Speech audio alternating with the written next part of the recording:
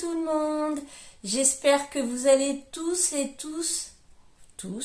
toutes bien. Alors on se retrouve aujourd'hui pour une petite vidéo économie, c'est-à-dire que je vais vous dire ce que moi je fais pour faire des économies, surtout en cette période où tout est cher, quoique le gasoil a baissé, j'ai remarqué, et certains produits dans les magasins ont baissé. Voilà, donc je prends mes petites notes. Déjà la première chose que je fais beaucoup de produits ménagers maison parce que c'est cher et que c'est pas forcément beaucoup plus efficace que les produits que l'on peut faire de soi-même, quoi. C'est-à-dire que je fais mon produit multi-usage. Alors pour ça, ce que je fais, c'est que je regarde sur internet comment on fait. Donc c'est pour le produit multi-usage, c'est du savon, non, c'est du vinaigre, pardon, du vinaigre, de l'eau et quelques gouttes de produit excusez-moi, de produit vaisselle. Voilà, je fais ça. Je fais aussi ma lessive. Alors je la fais pas tout le temps, mais le 3/4 du temps je la fais. C'est-à-dire que je la fais soit au lierre. Ça c'est pareil, vous avez des vidéos, des recettes sur internet. Et sinon au savon de Marseille, pareil. En adoucissant, je mets du vinaigre blanc. Voilà. Qu'est-ce que je fais d'autre? Je fais mes pastilles aussi pour mes toilettes, pour nettoyer mes toilettes, ma cuve. Et sinon, quand vous voyez, c'est un petit peu entartré dans le fond de ma cuve, je mets du bicarbonate et du vinaigre et ça fait une mousse et ça nettoie. Voilà, ça je le fais quand c'est... Enfin, maintenant c'est plus entartré, donc parce que je le fais régulièrement, je le fais une fois par semaine. Mais sinon, quand vous avez des toilettes qui sont très très entartrées, vous faites ça tous les jours jusqu'à ce qu'il n'y ait plus rien, vous frottez et au bout d'un moment tout va partir. Et après vous faites ça régulièrement toutes les semaines, quoi. Voilà. Côté salle de bain, moi j'utilise un pain de savon déjà parce que ça dure beaucoup plus longtemps. Après voilà, moi j'ai pas de problème de peau. Après ceux qui ont des problèmes de peau, je connais une personne qui a des problèmes de peau, c'est très très compliqué pour elle, même les pains de savon ça y va pas, quoi. Mais moi je sais que je prends les pains de savon, en fait je les achète quand je vais en vacances dans les boutiques souvenirs. Souvent ils vendent des pains de savon et j'en achète et en général ça me fait l'année, quoi. Voilà. Qu'est-ce que je fais aussi? J'achète des disques démaquillants lavables. Je me démaquille à l'eau. Voilà. Je fais ça. Sinon, pour éviter trop de me laver les cheveux trop souvent, en fait, je fais un shampoing par semaine, mais pour éviter de me les laver trop souvent, j'utilise du shampoing sec. Voilà. Si je vois que dans la semaine, ils sont un peu sales, bon, bah, je fais un shampoing sec, quoi. Et aussi, ce qui est bien, c'est d'utiliser le shampoing solide. Alors, attention au shampoing solide, parce que j'ai vu en acheter pareil chez un petit artisan quand j'étais en vacances. Et par contre, il m'avait prévenu, il m'avait dit, vous verrez, voilà, ça va vous changer la texture, vous verrez, vos cheveux ne seront pas pareils, ça va vous changer la texture de vos cheveux. Mais enfin, là j'étais déçue parce que mes cheveux étaient carrément secs. Sachant que j'ai déjà acheté du savon solide en boutique bio et franchement, ça faisait pas du tout ça. Donc voilà, un conseil, voilà, enfin après ça dépend peut-être de la texture du savon. Enfin, là j'ai été déçue, quoi, je vous dis, franchement j'étais déçue. Quitte à acheter, je préfère acheter en magasin bio, quoi. Voilà. Après, je sais que certaines grandes marques font des savons solides. J'ai pas testé encore parce que là, j'en ai encore un à finir. Donc, en fait, celui que j'ai à finir, c'est celui que j'ai eu dans... Avant, je commandais la Beautiful Box, vous savez. Et dans cette box, j'avais un savon solide. Donc, un shampoing solide, pardon. Donc du coup j'utilise toujours celui-là. Et je sais pas quelle marque que c'est, par contre. Je l'ai pas sous la main là. Donc voilà.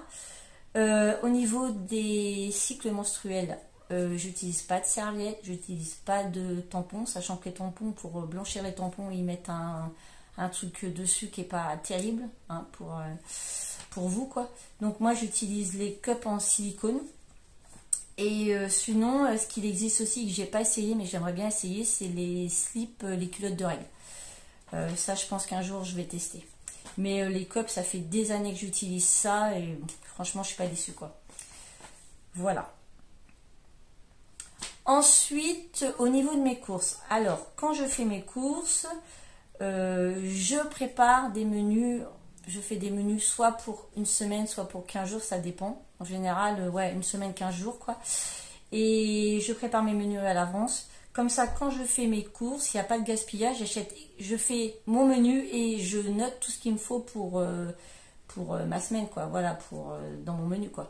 Comme ça, il n'y a pas de gaspillage. On n'est pas tenté à acheter plus. Et souvent, vous savez, quand vous faites vos courses et que vous achetez, que vous savez pas quoi prendre, vous prenez là, vous prenez là, vous prenez là, vous prenez là. Et des fois, on met dans le frigo et puis après, c'est perdu. Donc, moi, je préfère faire mes menus. Je sais exactement ce qu'il me faut pour la semaine.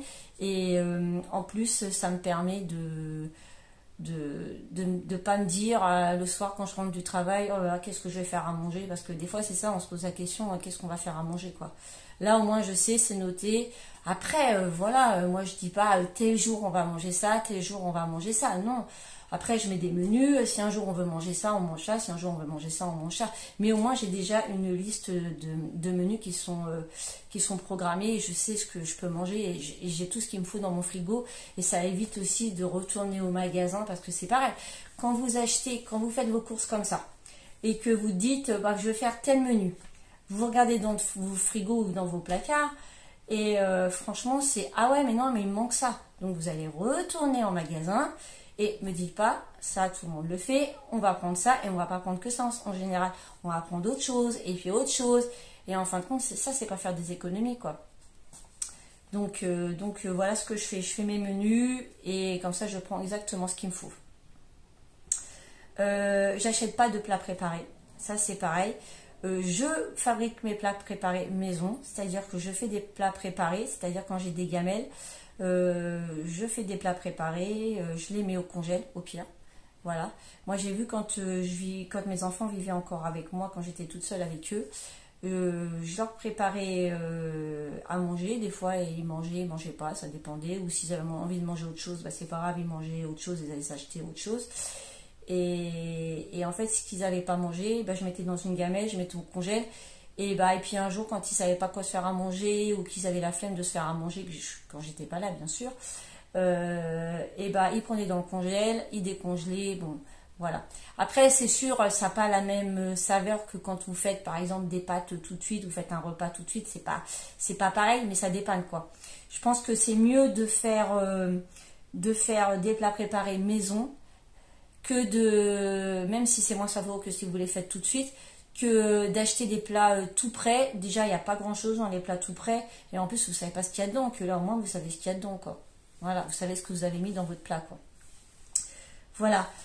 Faut aussi, ce que je fais aussi, c'est, je pense que il faut éviter les fast-food. Moi, j'évite les fast-food. C'est très rare qu'on va faire des fast-food. Moi, si j'ai envie de manger un hamburger, bah voilà, j'achète tout ce qu'il faut à la maison et je fais des hamburgers maison. Et en général, les enfants sont super contents parce qu'ils trouvent que c'est meilleur qu'au McDo ou n'importe où, quoi. Voilà. Ils se croient au restaurant. C'est bête, mais c'est comme ça. Voilà. Ce qu'il faut faire aussi, enfin ce que je fais, pardon, je ne vous dis pas qu'il faut le faire. Après, chacun il fait ce qu'il veut, mais moi je vous dis ce que moi je fais. Et ça, c'est mon fils qui me l'a appris, alors que je n'y ai jamais appris. C'est lui qui m'a appris quand il était tout petit. C'est regarder le prix au kilo. Voilà, donc je regardais le prix au kilo, comparer, voilà, c'est ce que je fais. Et par exemple, quand c'est du papier toilette, c'est de regarder le prix à l'unité. C'est marqué, vous verrez dans les rayons en haut, par exemple à Lidl, c'est écrit le prix à l'unité du rouleau. Voilà, et voilà, parce que du papier toilette, c'est du papier toilette, enfin du PQ, c'est du PQ, quoi. Donc, bah voilà, pour ça.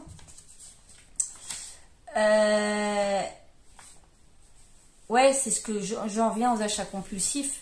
On en revient de ce que je disais tout à l'heure. C'est-à-dire qu'il faut éviter les achats compulsifs pour faire des économies, parce que sinon, voilà quoi, vous êtes pris à la gorge quoi.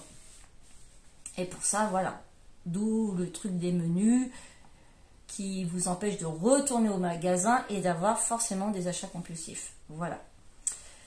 Autre chose aussi, c'est que quand je m'ennuie, j'évite d'aller faire les magasins. Parce que ça, les magasins, quand on s'ennuie, vous êtes sûr d'acheter. Ça, c'est mortel. Et c'est pas comme ça qu'on fait des économies. Hein. Donc, quand on s'ennuie, au pire, on va faire une petite balade ou on regarde un film, mais faut éviter. Enfin, moi, personnellement, j'évite les magasins, quoi, parce que sinon, voilà. Et pourtant, je suis pas quelqu'un de dépensière. Hein. Voilà, je suis pas dépensière, je suis pas quelqu'un qui fait des achats compulsifs, mais bon, je pense que quand on va faire les magasins, quand on s'ennuie, je pense que là, c'est de l'achat compulsif. Hein. Là, on n'a pas prévu d'acheter ça ou ça, donc forcément, c'est de l'achat compulsif, quoi. J'achète aussi beaucoup en seconde main, par contre. Voilà, quand on a quelque chose à acheter à la maison, comme là, on va déménager, on a acheté une maison, on a depuis la semaine prochaine, et on voudrait bien avoir pas un salon de jardin, enfin une table pour manger dehors sur la terrasse. Et voilà, nous, la première chose qu'on fait, c'est qu'on regarde sur la seconde main. Voilà. Franchement, des fois, ça vaut vachement le coup, quoi. Après, il faut voir si c'est pas trop loin, tout ça, quoi. Mais après, je pense qu'il faut d'abord regarder la seconde main avant d'acheter neuf, quoi. Il y a beaucoup de choses à acheter comme ça, quoi. Les fringues, pareil. Tout, quoi. Enfin, nous, tout ce qu'on achète, on regarde d'abord la seconde main avant d'acheter neuf, quoi. Voilà. C'est comme ça qu'on fait des économies. Hein. Ah oui, par exemple aussi, je voulais vous parler quand je fais à manger, je mets un couvercle sur ce que je fais cuire. Voilà, parce que ça, c'est pareil, hein, vous y gagnez vachement aussi en énergie, quoi. Donc, un couvercle quand on cuit, voilà. Par exemple, quand vous faites cuire des pâtes, vous mettez votre couvercle, forcément, votre eau, elle va bouillir beaucoup plus vite, quoi. Voilà, quoi. Maintenant, au niveau du chauffage, donc, il faut, ça, je crois que vous l'avez assez entendu, c'est de chauffer pas au-dessus de 19 degrés. Bon, là, maintenant, je pense que tout le monde a coupé son chauffage, maintenant. Mais pas chauffer au-dessus de 19 degrés. Voilà. Et au niveau de l'eau, moi, je dis qu'il ne faut pas rester plus de 5 minutes sous la douche. À part si, voilà, une fille, ça a besoin de se faire les cheveux, ça a besoin de se faire des soins, forcément, pas plus de temps. Mais je veux dire, si vous n'avez pas besoin de faire ça, voilà, 5 minutes, grand maxi, ça suffit, quoi. Voilà. Maintenant, au niveau de laver du linge, pas laver au-dessus de 30 degrés, ça sert à rien. Et si vous lavez, par exemple, à 30 degrés, c'est suffisant et vous ferez 60% d'économie sur votre facture. C'est quand même assez important. Donc voilà, ça vaut le coup, quoi. Et dernier point aussi, c'est que je dis qu'il ne faut pas changer tous les jours, à part les sous-vêtements, t-shirts, chaussettes, ça, voilà, quoi, c'est partie de l'hygiène. Mais je veux dire, un jean, un sweat, je ne vois pas l'intérêt de le changer tous les jours. Moi, je vous dis, personnellement, un jean, je peux le porter 2-3 jours. Après, ça dépend ce que j'ai fait au travail, parce que je travaille dans une chocolaterie, donc ça peut être salissant, c'est-à-dire des fois quand on range des truffes ou de la poudre de cacao, forcément on va salir. Bon là, je vais pas remettre mon pantalon le lendemain. En général, nous à mon travail, ils nous préviennent la veille, comme ça on met des vêtements qui craignent pas, quoi. Voilà. Ou alors si on a porté, par exemple, si j'ai porté mon jean 2 jours et que mon supérieur me dit demain tu fais du cacao, bon voilà, je vais le reporter une journée de plus, quoi. Voilà, quoi. Mais en général, oui, 2-3 jours, ça dépend ce que je fais. Et le sweat, pareil, quoi. Voilà, mais je vous dis, les sous-vêtements, non, tous les jours, c'est l'hygiène, quoi. C'est normal, quoi. Donc, voilà tout ce que je fais. Je pense que j'ai fait le tour de tout ce que j'avais à vous dire. Voilà. Donc, si vous n'êtes pas encore abonné, ça me ferait très plaisir de vous avoir. Je vous remercie en tout cas d'avoir regardé ma vidéo. Et puis bah, sur ce, je vais vous laisser. Je vous souhaite une bonne soirée, une bonne après-midi, enfin une bonne journée. Je ne sais pas quand est-ce que vous verrez cette vidéo. Et puis bah, je vous dis à plus tard pour une nouvelle vidéo avec moi. Bisous!